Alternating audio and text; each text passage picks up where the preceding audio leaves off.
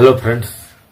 दोस्तों, अगर आपकी पत्नी आपके खिलाफ मुकदमा दाखिल करवा दी हो, आपकी पत्नी बदचलन हो गई हो, आपकी पत्नी से आपका कोई लफड़ा चल रहा हो, तो आप उसे अपनी संपत्ति से बेदखल कर सकते हैं। जी हाँ दोस्तों, अगर आपकी पत्नी आपके साथ कोई दुर्व्यवहार कर रही है तो आप उसे अपनी संपत्ति से बेदखल कर सकते हैं।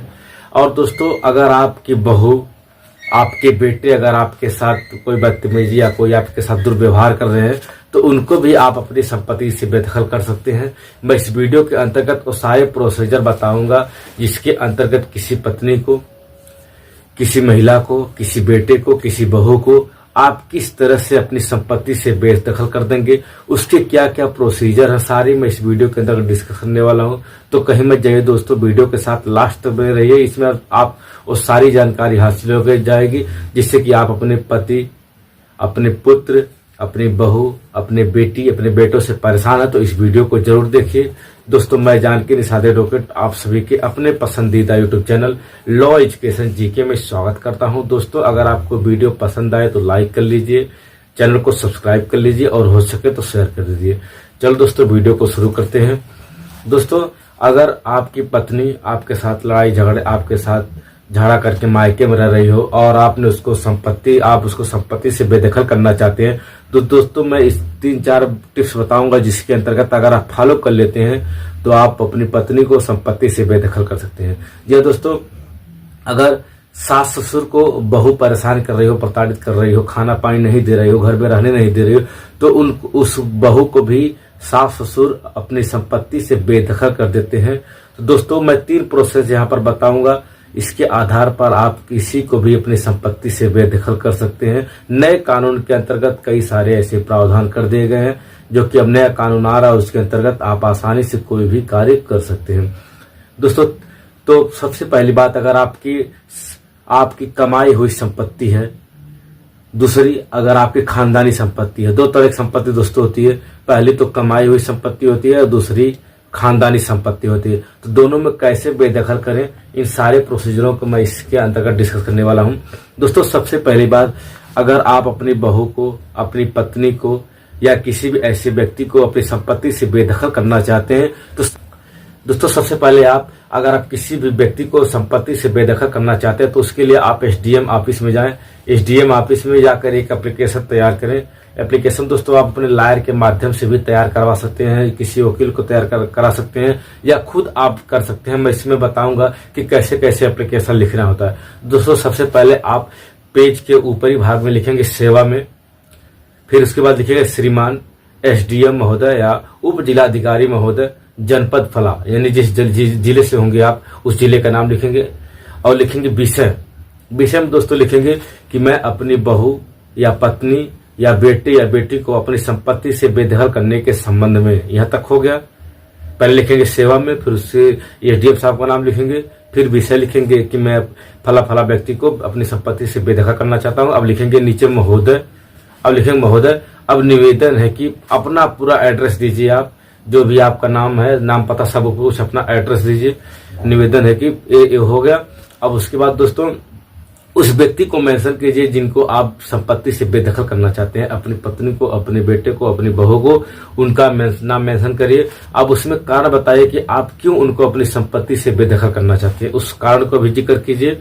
और उसके बाद अंत में प्रेयर कीजिए कि मैं इनको अपनी संपत्ति से बेदखल करना चाहता हूं, अतः श्रीमान से निवेदन है कि मेरे बहू, मेरे बेटे या जो भी आपका है उसे मेरी संपत्ति से बेदखल करने की कृपा करें। नीचे अपना एड्रेस, मोबाइल नंबर सब कुछ मेंशन करके आप एसडीएम साहब को दे सकते हैं। इसके माध्यम से आपको वहां से रिलीफ मिलेगी और उनको संपत्ति से बेदखल किया जा सकता है। लेकिन दोस्तों, यहाँ तक अभी प्रोसीजर खत्म नहीं हुए, इसके बाद भी अन्य कुछ कार्यक्रम है, मकाम है, जिससे मैं बताऊंगा कि कैसे होगा। दूसरी बात दोस्तों, आप प्रार्थना पत्र देने के साथ साथ उसमें फोटो लगाएं, अपना फोटो लगा दें और जिनको संपत्ति से बेदखल करना चाहते हैं उनकी भी फोटो उसमें जरूर लगाएं।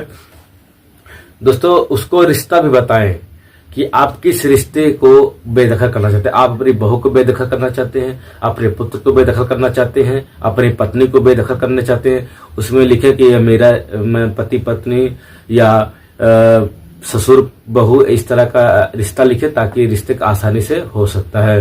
दूसरी बात दोस्तों, अब ये दूसरा प्रोसेस क्या इसमें है, तो पहला प्रोसेस हो गया। दूसरा प्रोसेस दोस्तों, अब 100 रुपए का स्टाम्प एक लीजिए, स्टाम्प में एफिडेविट तैयार करवाइए, स्टाम्प को एफिडेविट तैयार करवाइए और उसमें लिखिए कि मैं अपनी सहमति से, अपने स्वच्छ इंद्रियों से, स्वस्थ मन से मैं अपने इस रिश्तेदार को संपत्ति से बेदखल कर रहा हूं, इसमें मुझे कोई जोर दबाव नहीं हुआ है। इतना लिखने के बाद किसको आप बेदखल कर रहे हैं उनको मेंशन करिए, क्यों बेदखल कर रहे हैं उस बात को भी मेंशन करिए। और इतना सब कुछ करने के बाद आप एक नोटरी तैयार करवाइए, नोटरी मजिस्ट्रेट से हम वेरीफाई कराएंगे उस 100 रुपए के स्टाम्प को, और नोटरी बनवा करके आप आसानी से बेदखल कर सकते हैं। अब दोस्तों यहाँ तक की बात खत्म नहीं होती है। अगर आप ये सब करवा लिए उसके बाद आप न्यूज़पेपर में इश्तिहार दाखिल करिए, न्यूज़पेपर में प्रकाशित करवाइए कि मैं फला को, अपने पुत्र वधू को या अपने बहू को या अपनी बेटी को, अपने बेटे को, पत्नी को संपत्ति से बेदखल कर दिया हूँ। पेपर में बाकायदे निकलवाइए, वहां निकलवाने के बाद आसानी से वो हो जाएगा।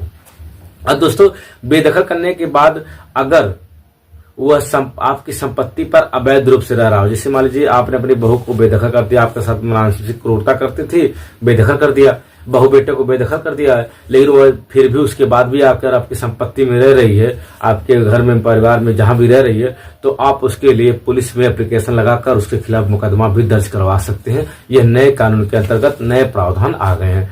दोस्तों अब बात आते हैं कि पति अपनी पत्नी को संपत्ति से कैसे बेदखल कर सकता है। अभी तो मैं बताया सास ससुर या कोई भी कर सकता है, अब पति कैसे कर सकता है। तो इसके लिए दोस्तों अगर आपकी खुद की कमाई हुई संपत्ति है तब आप अपनी पत्नी को बेदखल कर सकते हैं, अन्यथा खानदानी संपत्ति से आप अपनी पत्नी को बेदखल अपनी संपत्ति से नहीं कर सकते हैं।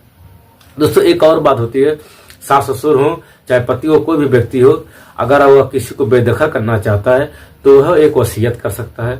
वसीयत के लिए बाकायदे बिल तैयार होती है। अगर आपको इसके बारे में, वसीयत के बारे में जानकारी चाहिए तो आप कमेंट करिए, मैं इसके ऊपर आपको वीडियो लेकर आऊंगा और सारी डिटेल वीडियो आपको वसीयत के बारे में दे दूंगा। तो वसीयत कैसे बनती है, कहाँ बनती है, कितने रुपए में, सब कुछ डिटेल एक वसीयत की अलग से वीडियो में बना दूंगा, लेकिन आप कमेंट करें। दोस्तों वसीयत जो है यह खुद की कमाई हुई संपत्ति की ही कर सकते हैं, खानदानी संपत्ति की वसीयत नहीं कर सकते हैं। दूसरी बात तो दोस्तों अगर यहाँ तक आपको वीडियो पसंद आए तो प्लीज दोस्तों वीडियो को लाइक कर लीजिए, मेरे चैनल को सब्सक्राइब कर लीजिए, हो सके तो एक आध शेयर कर दीजिए। जी हाँ दोस्तों, अगर आपने मान लीजिए किसी को अपनी मर्जी से कोई संपत्ति आपने लिख दिया है, किसी को दे दिया है, अगर उसके बाद, जिसमें मैं रिश्तेदार की बात कर रहा हूँ, बहू बेटे या किसी को भी दे दिया, लेकिन वह उसके बाद आपके साथ बदमाशी करे, बदतमीजी करे, आपको खाना पानी ना दे, आपके साथ दुर्व्यवहार करे, तब आप वह संपत्ति अपनी वापस भी ले सकते हैं। जी दोस्तों, वह संपत्ति वापस कैसे लेंगे, इसके लिए सीनियर सिटीजन एक्ट 2007 की धारा 23 सेक्शन 23 में आप जाकर के वहां पर एप्लीकेशन लगाकर आप जो भी संपत्ति आपने दिया है आप उसको वापस ले सकते हैं। तो दोस्तों आज मैं इस वीडियो के अंतर्गत बताया कि आपको कि आप अपनी पत्नी को, अपनी बहू को, अपनी बेटी को, किसी को अगर बेदखल करना चाहते हैं तो किन किन प्रावधानों के तहत आप उनको बेदखल करवा सकते हैं। इसके दोस्तों आपको नोटरी पर फोटो भी लगाना होता है, बाकायदे सब कुछ फोटो, आधार कार्ड वगैरह सब कुछ चिपका कर ही आप ये कार्य करें। तो दोस्तों अगर वीडियो आपको पसंद आई है तो आप मेरे वीडियो को लाइक कर लें, चैनल को सब्सक्राइब कर लें। अगर वीडियो अच्छी लगी तो अपने दोस्तों को भी शेयर करें ताकि उनको भी इनके बारे में जानकारी मिल सके। चलो दोस्तों मिलेंगे किसी अन्य वीडियो में, तब तक के लिए जय हिंद।